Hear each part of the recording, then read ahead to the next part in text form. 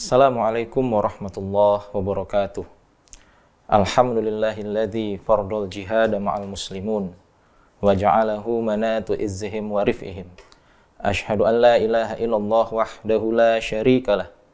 Syahadatan syirikin wa haqq. Syahadatan syirikin wa haqq. Wa ashhadu anna Muhammadan abduhu wa rasuluh. Wa ba'aswa rahmatan lil alamin. Wa ahyikum ma'asyiral jami'an bitahiyatil islamil khalidah wa tahiyatil islam bissalam. Qallahu ta'ala fil kitabil aziz. A'udzu billahi minasyaitonir rajim. Bismillahirrahmanirrahim. Kuntum khairu ummah ukhrijat linnas ta'muruna bil ma'ruf wa tanhauna 'anil munkar wa tu'minuna billah. Shadaqal azim. Alhamdulillah, puji syukur kita senantiasa kita hadirkan dalam setiap aktivitas kita, bahwa hari ini Allah masih mempertemukan kita dalam suasana baik, suasana penuh syukur, suasana penuh dengan keimanan. Hingga hari ini kita bersama bisa menyaksikan acara Menjaga Hati di Kompas TV. Insya Allah ini adalah wujud dari rasa syukur kita kepada Allah SWT untuk kembali bisa bersama menjaga keimanan dan menjaga ketakwaan. Kemudian salawat dan salam kepada Rasulullah Muhammad sallallahu alaihi wasallam. Allahumma sholli ala Muhammad wa ala ali Muhammad. Seorang kedua kita, suri taulan kita yang sama-sama kita harapkan bahwa kita termaksud umat yang kokoh dan teguh dalam menjalankan risalah beliau. Pemirsa Menjaga Hati yang beriman. Insya Allah hari ini kita akan membahas suatu tema yang sangat menarik, yang menjadi dasar dari manajemen, yaitu adalah perencanaan. Tidak hanya perencanaan, namun kali ini perencanaan kita akan lihat dari perspektif Islam. Seperti yang kita ketahui bersama bahwa perencanaan ini adalah salah satu fungsi manajemen yang paling awal. Diikuti oleh organizing, diikuti oleh actuating, diikuti oleh controlling, dan berakhir di evaluasi. Pemirsa yang budiman, dalam perspektif Islam, maka kemudian perencanaan itu Allah sebutkan dalam Quran surat Al-Hasyr ayat 18, yang artinya, wahai orang-orang yang beriman, bertakwalah kepada Allah, dan hendaklah setiap orang memperhatikan apa yang telah diperbuatnya untuk hari esok atau akhirat. Bertakwalah kepada Allah, sungguh Allah Maha teliti terhadap apa yang kamu kerjakan. Inilah yang kemudian Allah sampaikan pada kita surat cintanya dalam Quran surat Al-Hasyr ayat 18. Di sini ada pesan perencanaan yang begitu mendalam. Dalam ayat ini Allah kemudian menyebutkan bertakwa sebanyak 2 kali. Wahai orang-orang beriman, bertakwalah kepada Allah. Lantas kemudian di akhir ayat ini Allah menyampaikan kembali, bertakwalah kepada Allah, sungguh Allah Maha teliti terhadap apa yang kamu kerjakan. Imam Al-Qurtubi menyampaikan ada 2 hal tentang takwa ini yang Allah sebutkan berulang-ulang. Yang pertama adalah membuat kita itu agar senantiasa bertaubat. Bertaubat agar kita menjadi orang-orang yang senantiasa dalam kebenaran, orang-orang yang senantiasa dalam jalan yang lurus, seperti yang kita doakan pada setiap kali kita sholat. Ihdinas syiratal mustaqim. Kemudian yang kedua, takwa di sini adalah agar kita senantiasa mampu menghindari kesalahan, mampu menghindari dosa sebagai konsekuensi dari ketakwaan, yaitu adalah menjalankan perintahnya dan menjauhi larangannya. Disinilah kemudian pesan tentang perencanaan itu Allah sampaikan dalam Quran surat Al-Hasyr ayat 18. Seperti mana kegunaan dari perencanaan itu sendiri? Yang pertama, agar kita itu mampu mencapai tujuan. Yang kedua, agar langkah-langkah kita tepat dalam mencapai tujuan. Yang ketiga, agar kita itu mampu menghindari kesalahan, mampu menghindari kekhilafan, mampu menghindari hambatan, dan pada akhirnya juga kemudian kita mampu memanfaatkan potensi ataupun peluang. Hal ini sama seperti Quran surat Al-Hasyr ayat 18 tadi, agar kita senantiasa mampu menghindari kesalahan-kesalahan ataupun menghindari kekeliruan. Sahabat pemirsa menjaga hati yang budiman. Perencanaan hasilnya itu adalah rencana. Ini sering sekali kita dengarkan bahwa fail to plan is plan to fail. Orang-orang yang gagal dalam merencanakan ini sama halnya dengan merencanakan kegagalan. Sebagai seorang manusia, sebagai seorang insan, sebagai seorang mukmin, orang-orang beriman, maka hidup kita itu harus direncanakan. Hidup kita itu harus penuh dengan tujuan-tujuan. Seperti halnya kemudian Allah menetapkan tujuan kita itu apa? Sebagai khalifatul ard. Sebagai khalifah di muka bumi. Dalam ayat lain kemudian Allah menyampaikan pada kita juga bahwa tujuan kita itu apa? Wa ma khalaqtul jinna wal insa illa liya'budun. Untuk apa? Beribadah kepadaku sebagai seorang hamba. Inilah tujuan kehidupan kita. Kalau kemudian ini kita tarik ke dalam kehidupan sehari-hari, maka kemudian tujuan kita itu sangat mulia. Maka kemudian apa yang menjadi garis akhir dari kehidupan kita itu sangat membuat kita bangga, ya. Karena memang kita hidup itu adalah untuk memakmurkan bumi, memakmurkan masyarakat, ya. Agar kita itu menjadi orang-orang yang bermanfaat bagi sekitar kita. Pemirsa menjaga hati yang budiman. Inilah yang kemudian menjadi dasar awal dari perencanaan itu sendiri. Ya. Bahwa dalam perencanaan itu kita harus jelas tujuannya, harus jelas langkah-langkahnya, dan kita harus mampu menghindari setiap hambatan, setiap kesalahan, kekeliruan, dan juga kemudian harus mampu memanfaatkan potensi yang ada.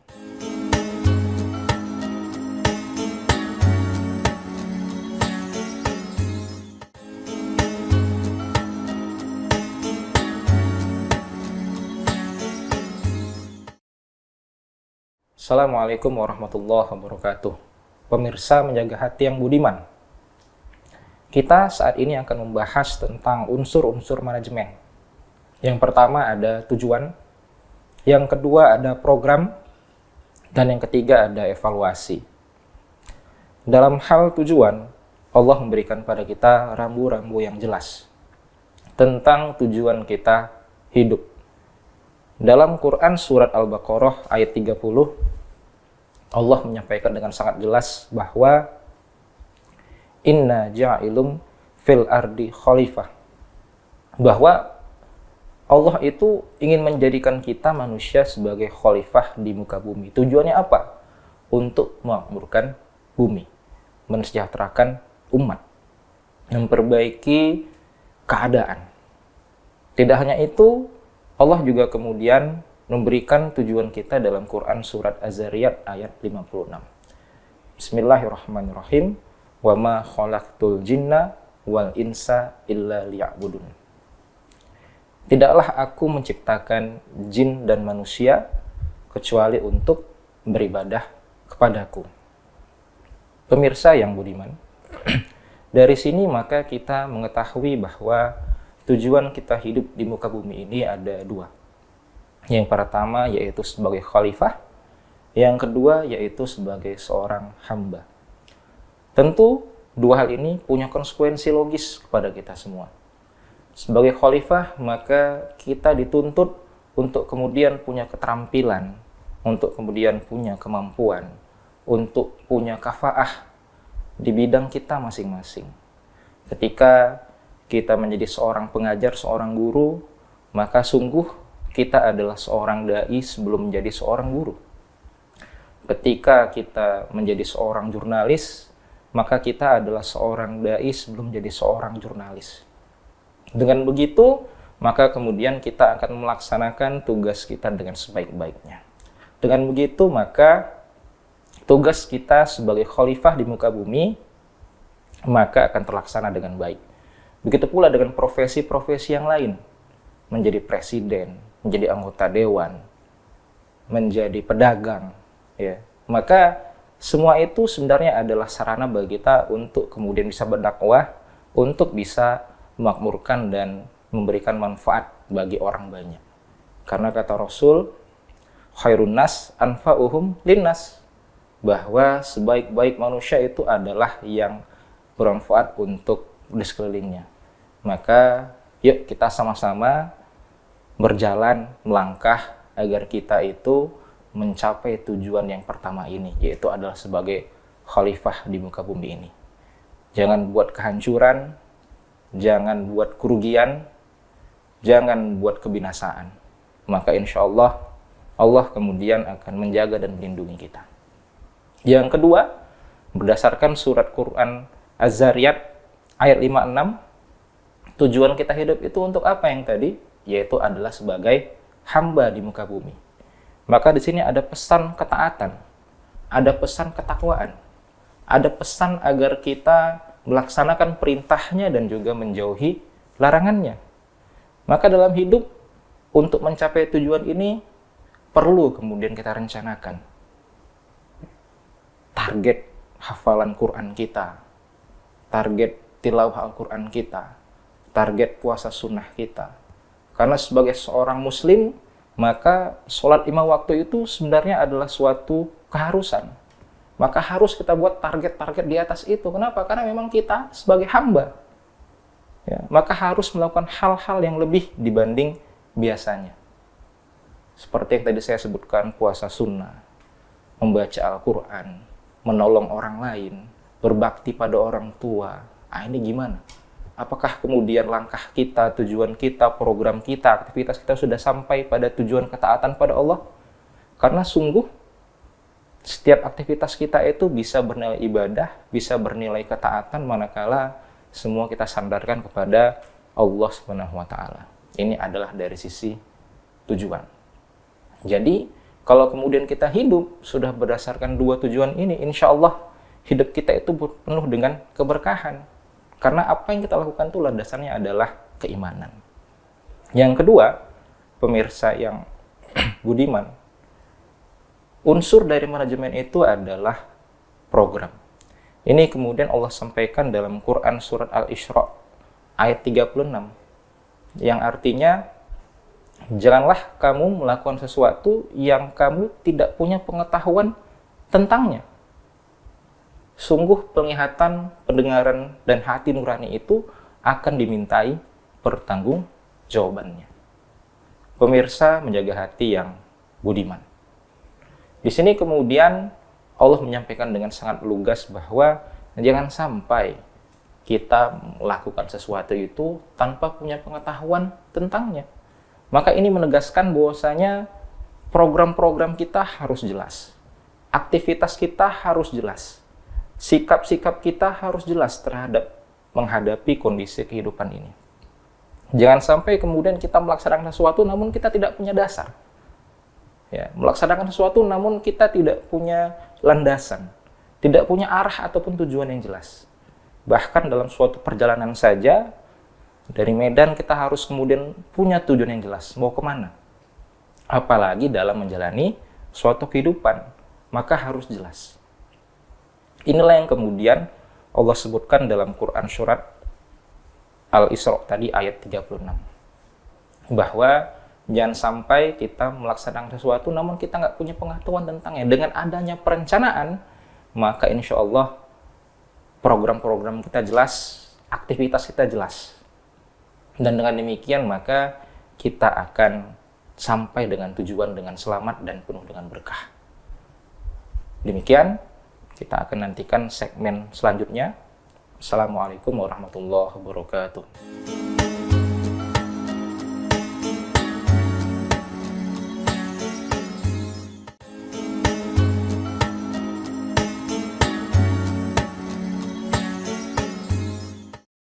Assalamualaikum warahmatullahi wabarakatuh.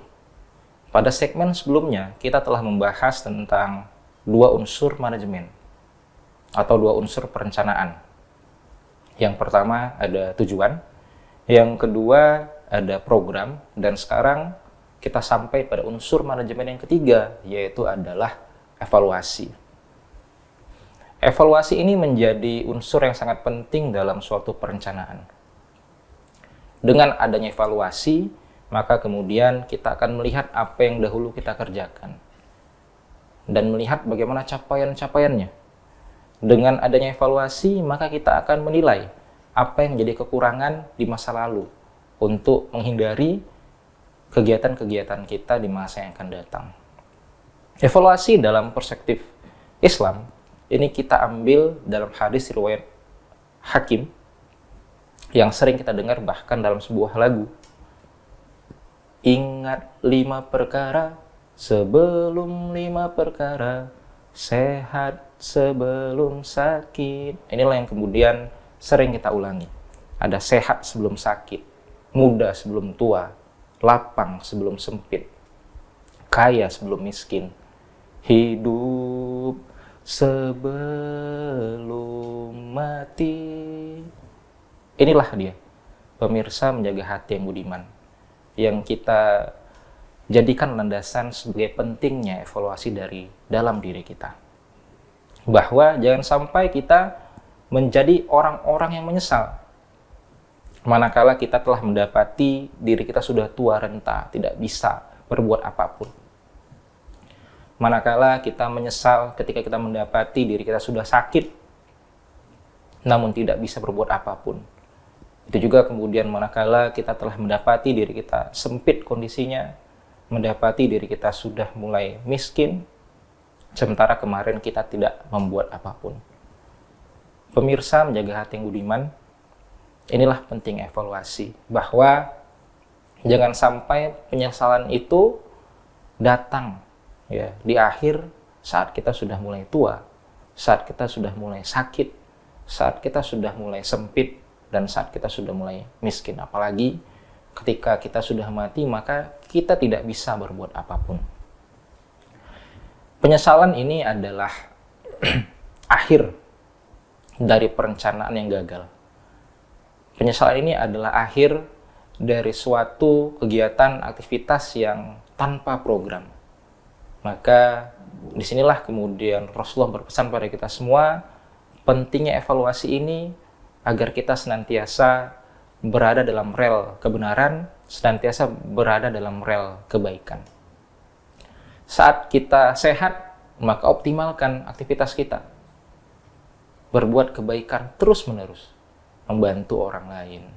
Saat kita sedang posisi lapang, kaya, maka optimalkan aktivitas kita. Misalnya apa? Untuk bersedekah, berinfak. Ini guna mencapai tujuan tadi. Tujuan tadi apa? Yaitu menjadi khalifah di muka bumi, dan juga kemudian menjadi seorang hamba berupa ketaatan kepadanya. Kemudian juga ketika kita saat ini sedang muda, ya, maka jangan sampai kemudian kita meninggalkan sholat kita. Inilah bedanya kenapa kemudian Allah itu menyuruh kita sholat itu dengan kata tegakkanlah sholat, bukan dirikanlah. Karena memang sholat itu mesti ditegakkan, tidak hanya sekedar diberdirikan. Ada hal-hal yang harus dijaga di dalamnya. Jangan sampai nanti kita menyesal ketika kemudian nanti kita sudah tidak bisa sholat tegak lagi, lantas kemudian kita menyesal. Maka tujuan tadi kita sebagai seorang hamba, khalifah, tidak tercapai. Begitulah evaluasi yang kemudian harus kita lakukan secara bersama-sama agar kemudian kita terus ingat ya bahwa kesehatan itu sangat penting bagi diri kita, bahwa waktu muda itu sangat penting bagi diri kita, masa-masa kita lapang, masa-masa kita hidup yang kemudian tidak akan pernah kita ulang-ulangi lagi. Pemirsa, menjaga hati yang budiman. Evaluasi menjadi unsur perencanaan paling akhir dalam proses mencapai tujuan hidup kita. Ketika kemudian kita hari ini lalai, maka perbaikilah. Banyak-banyaklah kemudian bertobat pada Allah seperti Quran Surat Al-Hasyr ayat 18 tadi. Ketika kemudian hari ini kita sudah semakin menjauh dari Allah, maka cepat-cepatlah kemudian kita ingat. Ya, agar kemudian kita bisa melaksanakan tujuan-tujuan kehidupan kita. Hal ini sama seperti kisah Rasulullah ya, yang kemudian menjadi asbabun nuzul Quran Surat Al-Abasa ya. Pada saat itu kemudian Rasulullah ditegur langsung oleh Allah SWT agar kemudian tidak berpaling dari seorang sahabat namanya Abdullah bin Umi Maktum. Maka kita hari ini tidak mungkin kemudian langsung Allah tegur secara nyata lewat suatu firman, tidak mungkin. Cukuplah kemudian kita ingat hari ini apa yang telah kita lakukan untuk masa depan akhirat kita. Karena dalam Quran surat Al-Hasyr tadi ayat 18, sekali lagi kita ulangi, wahai orang-orang yang beriman, bertakwalah kepada Allah, dan hendaklah setiap manusia memperhatikan apa yang telah diperbuatnya untuk hari esok akhirat. Bertakwalah kepada Allah, sungguh Allah Maha teliti terhadap apa yang kamu kerjakan. Pemirsa, menjaga hati yang budiman. Mari sama-sama kita tingkatkan ketakwaan kita kepada Allah SWT dengan memahami esensi perencanaan dalam perspektif Islam ini. Bahwa Allah kemudian telah memberikan kepada kita rambu-rambu dan tujuan yang sangat mulia. Sebagai seorang makhluk bernama manusia, kita memiliki dua tujuan. Yang pertama sebagai seorang khalifah, dan yang kedua adalah sebagai seorang hamba. Dan kita juga kemudian Allah berikan rambu-rambu untuk menjaga program-program kehidupan kita. Jangan sampai kita melakukan kegiatan-kegiatan yang kita itu tidak mengetahui landasannya. Hingga memang inilah pentingnya suatu perencanaan dalam unsur program. Dan yang ketiga unsurnya itu adalah evaluasi. Disinilah kemudian kita menjadi orang-orang yang harus menghindari penyesalan. Optimalkan waktu sehat kita sebelum masa sakit kita. Optimalkan waktu kaya kita sebelum masa miskin kita. Optimalkan waktu muda kita sebelum masa tua kita. Optimalkan masa lapang kita sebelum masa sempit kita. Dan pada akhirnya, optimalkan kehidupan kita agar penuh dengan manfaat sebelum nantinya kita meninggalkan dunia ini. Wallahu a'lam bishawab. Assalamualaikum warahmatullahi wabarakatuh.